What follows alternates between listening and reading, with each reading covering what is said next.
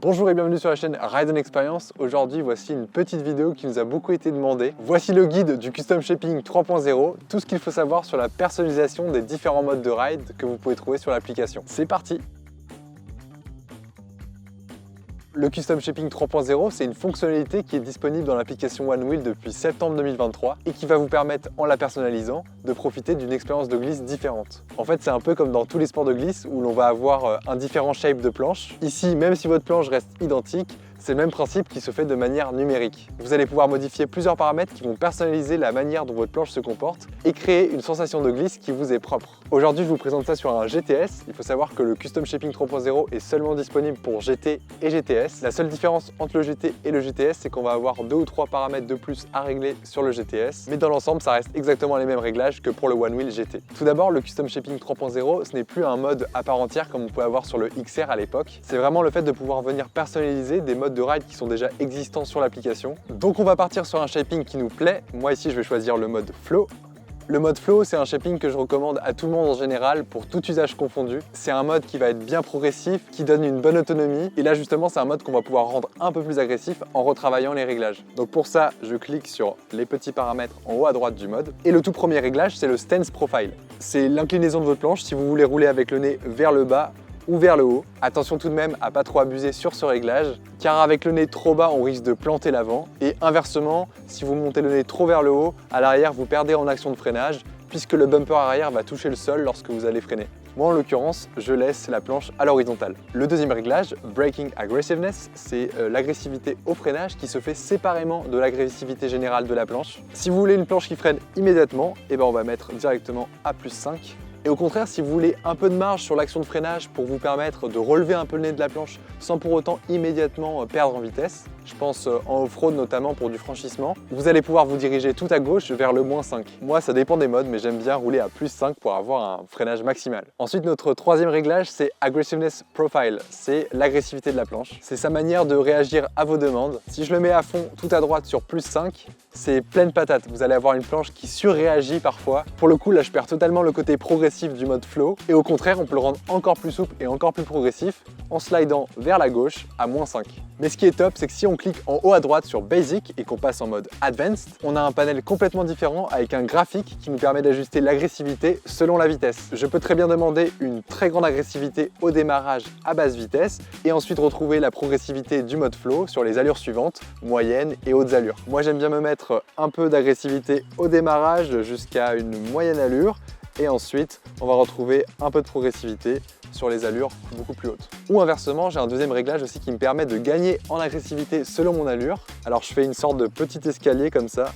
Et là tout simplement, plus je vais vite, plus ma planche est agressive. Ensuite, le quatrième réglage, Dynamic Responsiveness. Ça, c'est la réactivité de la planche. Est-ce que je veux une planche qui suit au millimètre mes actions de pilotage? Ou alors, est-ce que je veux une planche qui nécessite un peu plus d'action du pilote? En fait, à gauche, en allant vers loose, on va créer une expérience de ride beaucoup plus souple. Et à droite, sur le +5, tight, on va créer une expérience de ride beaucoup plus rigide.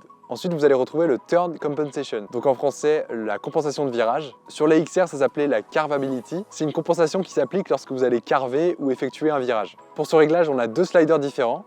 Le premier, le Roll, c'est pour agir sur le nez de la planche lorsque vous allez effectuer des virages serrés. Si je le glisse vers la gauche à -10, vous allez garder votre nez près du sol lors des virages. Alors que si je me dirige vers la droite jusqu'à +10, vous allez sentir que le nez de votre planche se lève lors des virages. Moi ici, je me mets à +3. Le deuxième slider, c'est Yaw Mix Rate. Pour faire très simple, c'est à quel point vous souhaitez que la compensation de virage s'applique lorsque vous effectuez un virage. Si vous voulez un peu maintenir cette compensation, il va falloir se diriger vers les -10 à gauche. Et si vous voulez avoir une compensation un peu plus dynamique, on va se diriger vers le fast à droite, +10. Encore une fois, tous ces réglages -5, +5, -10, +10, vous pouvez bien entendu essayer un peu d'aller dans les extrêmes, mais moi ce que je vous recommande, c'est justement de ne pas aller dans les extrêmes et de trouver le juste milieu qui vous correspond.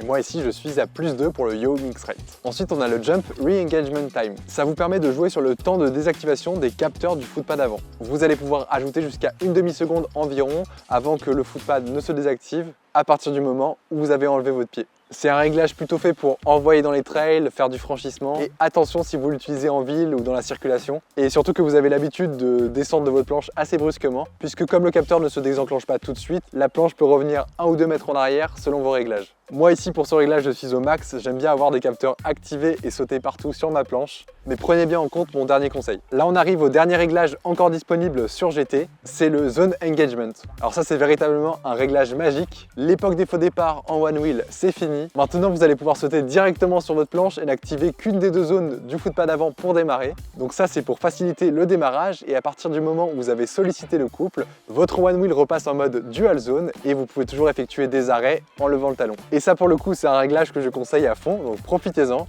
Fini les faux démarrages. Une fois que vous avez des réglages qui vous plaisent, vous avez la possibilité d'enregistrer différents presets et surtout de vous les partager par email ou via l'application OneWheel. Sauvegardez.